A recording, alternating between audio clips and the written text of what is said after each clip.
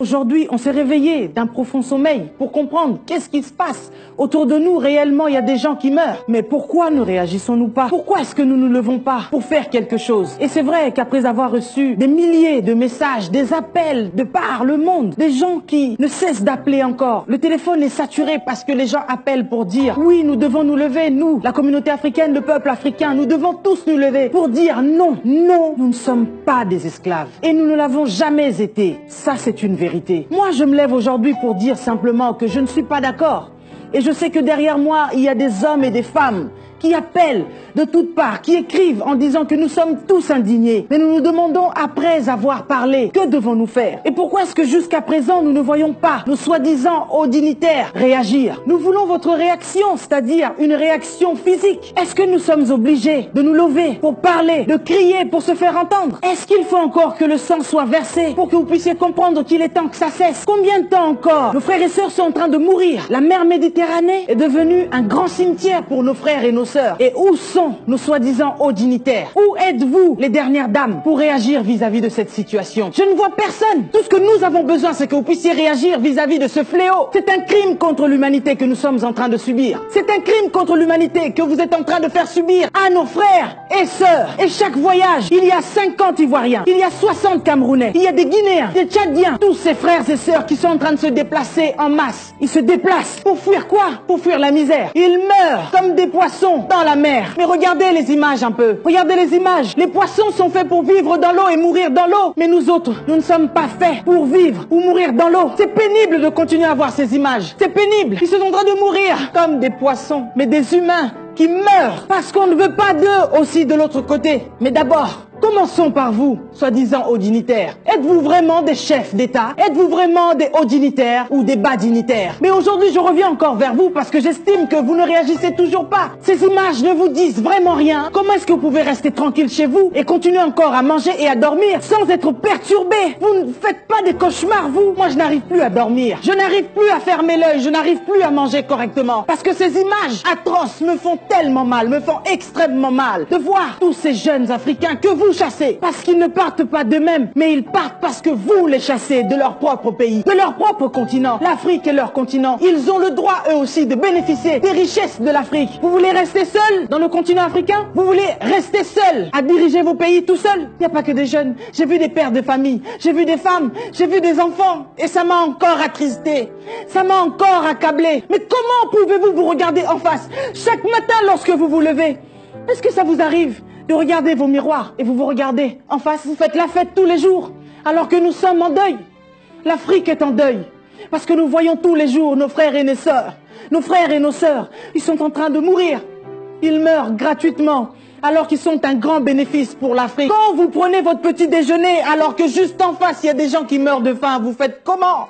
Moi, j'arrive pas à manger, mon frigo, il est plein. Mais de l'autre côté, voir qu'on est en train de battre mes frères, on est en train de les solder comme si on soldait des chaussures. On les solde comme si on était en train de solder du poisson. On les solde.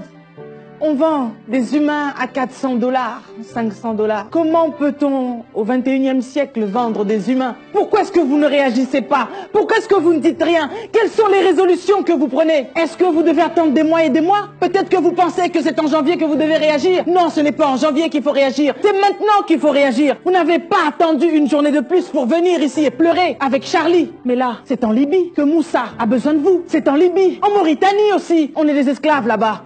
Qu'est-ce que vous faites, cher président, monsieur le Premier ministre, cher député? Vous êtes des honorables ou des déshonorables? Les chères dernières dames, vous savez que Chanel se moque de vous à chaque fois que vous rentrez dans son magasin et que vous achetez des milliers de sacs pour des milliers d'euros. Il se moque de vous. Vous n'avez rien à manger dans vos pays et vous venez ici pour acheter des chaussures qui coûtent 2000 €, 4000 €. Vous n'avez pas honte, chère dame? Une maman ne peut pas manger pendant que ses enfants n'ont pas encore mangé. Pour Charlie Hebdo, vous avez pu vous déplacer à plus de 8000 km. Mais là, ça se passe juste devant chez vous et vous êtes incapable de pouvoir vous déplacer. Qu'est-ce que nous attendons, nous autres? Nous voulons que vous puissiez vous déplacer. Tous ces héros qui sont en train de tomber en mer, qu'est-ce que vous faites? Où est-ce que vous faites leur deuil? Ici, on a fait le deuil de Charlie Hebdo et on le fait encore chaque année. Mais où est-ce que vous pleurez vos morts, cher chef d'État? La Libye se trouve à quelques kilomètres de chez vous. Nous autres, nos parents sont déjà partis, vous les avez chassés. Et ceux qui restent encore, vous les chassez. Mais qu'est-ce qu'ils demandent, ces pauvres jeunes? Qu'est-ce qu'ils demandent, tous ces hommes et ces femmes qui se déplacent? Ils ont juste besoin d'avoir de l'eau potable. Est-ce trop vous demander? Est-ce un luxe? Ils ont juste besoin d'avoir de l'électricité permanente. Est-ce trop vous demander? Vous avez de l'électricité chez vous. On a juste besoin d'être bien soigné. Est-ce trop demander? Au lieu de vous déplacer et de venir ici pour vous faire soigner, n'est-ce pas aussi l'honneur pour vous autres chers chefs de l'État d'avoir des hôpitaux dignes dans vos propres pays? Vous êtes incapables de construire ces hôpitaux. Pourquoi? Regardez ces hommes. Comment ils sont en train de se faire brûler, martyriser, maltraiter. Ils se font fouetter pendant que vous dormez tranquillement, paisiblement. Mais quand est-ce que nous allons pleurer tous nos morts? Que la mer est sans arrêt en train de nous rendre. La mer en a marre de voir tous ces Africains tomber. Ils tombent pourquoi? Ils tombent à cause de vous. Et tant que vous n'allez pas réagir, il y aura encore des morts et des morts et des morts. Il est temps que cela cesse.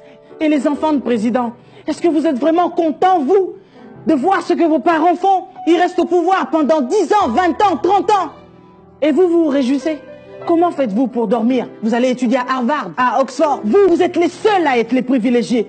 Vous et vos parents, vous êtes les privilégiés. Vous avez fait devenir nos pays des royaumes. Même en Angleterre, la reine d'Angleterre n'a pas le plein pouvoir. Elle a un gouvernement qui gère. Mais pourquoi est-ce que vous êtes les seuls à tout gérer? Le jeune Africain, tout ce qu'il vous demande aujourd'hui, c'est d'avoir un travail. Ça aussi, c'est trop demandé. Ici, il y a des personnes qui ne travaillent même pas, mais qui réussissent quand même à manger. Parce qu'ils ont un minimum que l'État leur reverse chaque mois. C'est trop vous demander. J'ai vu la liste des présidents, millionnaires, milliardaires. Mais qu'est-ce qu'ils font avec leurs milliards? Et comment même ils ont fait pour avoir tous ces milliards? C'est avec les caisses de l'État que vous avez réussi à vous enrichir. Mais vous êtes incapables de pouvoir construire des autoroutes pour que nous autres puissions rouler tranquillement et paisiblement afin qu'il y ait de l'import et de l'export. Où est-ce que vous voulez nous emmener? C'est trop vous demander de donner même un strict minimum à tous ces jeunes. Pourquoi vous les chassez de l'Afrique? Est-ce que vous ne vous posez vraiment pas la question que je suis en fonction depuis 10 ans, 15 ans, 20 ans? Qu'est-ce que j'ai fait pour cette population? Qu'est-ce que j'ai fait pour ces hommes et ces femmes? Et qu'est-ce que je fais pour que ces hommes et ces femmes quittent leur pays, quittent leur territoire? Vous nous chassez vous-même. Vous chassez vos propres fils et vous êtes fiers. Vous n'êtes donc pas des Africains. Vous n'avez que la peau noire, mais vous n'avez pas du sang africain. Parce que si vous aviez le sang africain, eh bien vous serez révoltés comme je le suis aujourd'hui. C'est parce que vous n'avez que la peau noire. Mais ce n'est pas du sang africain qui coule dans vos veines. Et si peut-être quelqu'un qui me regarde dirait que vous êtes devenus des idolâtres de l'Afrique, mais je dirais que vous n'avez rien compris. Parce qu'on ne peut pas se taire vis-à-vis de cette macabre situation. L'Amnesty internationale, est-ce qu'il faut qu'on fasse appel à vous? Ne voyez-vous pas ce qui se passe dans nos pays africains? Des millions de personnes tombent chaque jour. Le petit Syrien, dont la photo a fait le tour du monde, a révolté le monde entier. Le monde entier était sidéré. Mais il y a des millions d'Africains, des millions de petits Africains qui meurent chaque jour. Et ça n'indigne personne. Est-ce qu'il faut réfléchir? Est-ce qu'il faut s'asseoir sur des tables pour dire quelle résolution devons-nous prendre pour arrêter cette hémorragie? Nous avons vu 2 Chinois se faire tuer ici en France. Le gouvernement chinois s'est révolté. Mais il y a des Chinois qui prennent possession de nos terres aujourd'hui. Il y a des Chinois qui tuent nos frères, qui les décapitent parce qu'ils viennent demander leur salaire. Parce qu'après avoir travaillé, ils n'ont rien reçu. Et ces Chinois osent tuer nos frères. Et je ne vois pas de chef d'État s'indigner contre cette situation. En Inde, on tue nos frères. Mais je ne vois aucun président s'indigner. Personne ne réagit vis-à-vis de cette situation macabre. C'est un crime contre l'humanité, là. Mais est-ce que vous entendez ce que l'on dit? Est-ce que vous entendez notre cri d'alarme? Est-ce que vous entendez comment une femme africaine est en train de pleurer? Je suis ici en Europe, je peux vivre paisiblement. Mais pourquoi est-ce que je m'indigne? Pourquoi est-ce que je me lève pour parler?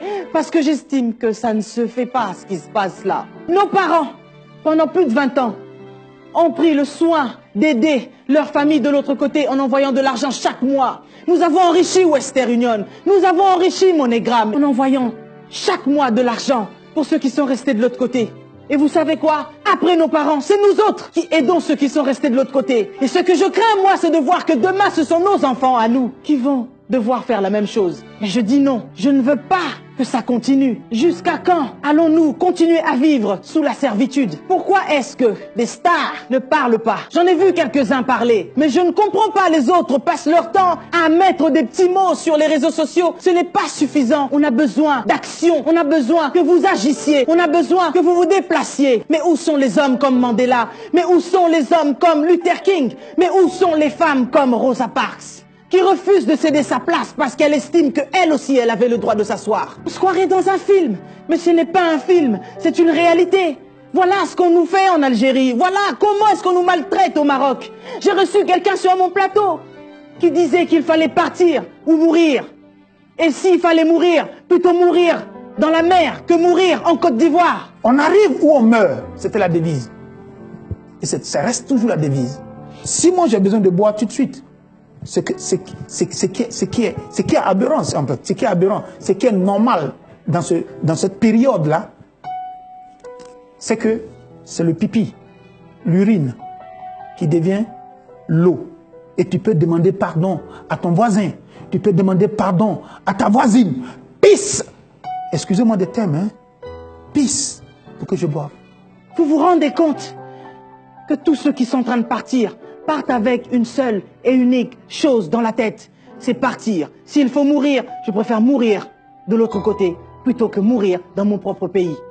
Ils ont perdu l'amour de leur patrie. Ils ont perdu l'amour de leur continent. Je refuse de croire que l'Afrique ne peut pas changer. Je refuse de croire que l'homme noir ne peut pas se lever. Et d'un commun accord, nous pouvons faire des grandes choses. C'est l'unité qui nous manque. L'amour envers les uns et les autres. Aujourd'hui, lorsque quelqu'un se lève et parle, les autres se lèvent aussi pour dire « Mais tu es chrétien, pourquoi tu ne parles pas de Jésus? Mais tu ne fais que parler de l'Afrique. » Oui, je parle de Jésus. Mais vous savez quoi? Même dans la Bible, j'ai vu des gens servir Dieu Tout-Puissant, mais réagir lorsque leur pays, leur patrie était condamnée. J'ai vu David se lever pour combattre Goliath parce qu'il menaçait sa population. J'ai vu Moïse se lever parce que ses frères étaient menacés. Mais où sont nos hommes de Dieu aujourd'hui? Ils préfèrent s'éclipser. Vous vous éclipsez. Vous avez des intérêts quelque part. Et tous ces hommes qui tombent, ça ne vous dit rien. Mais tous ces hommes et ces femmes qui viennent prier dans vos églises, ce sont leurs frères et leurs sœurs qui tombent de l'autre côté. J'ai vu un homme de Dieu, Nathan, dans 2 Samuel 12, 7,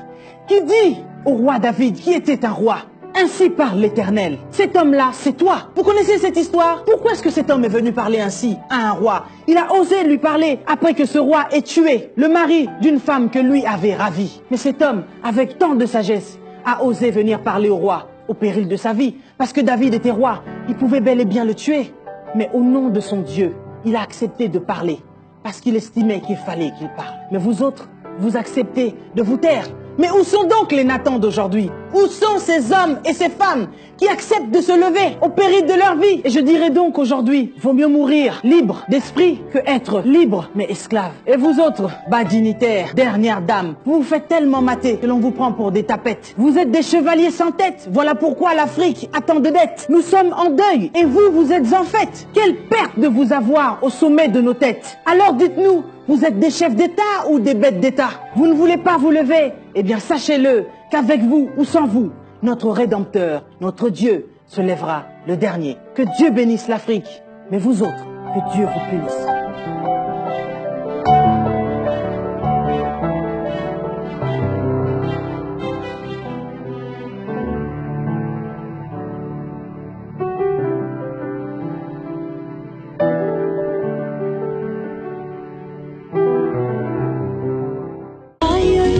Pour votre édification spirituelle, suivez des puissants témoignages, des puissantes prédications, des puissantes prières en live, des émissions chrétiennes, des clips top gospel.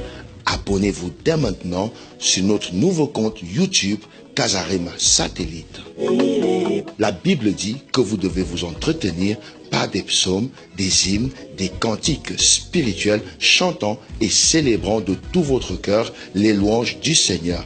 Alors, abonnez-vous dès maintenant sur notre nouveau compte YouTube Casarema Satellite.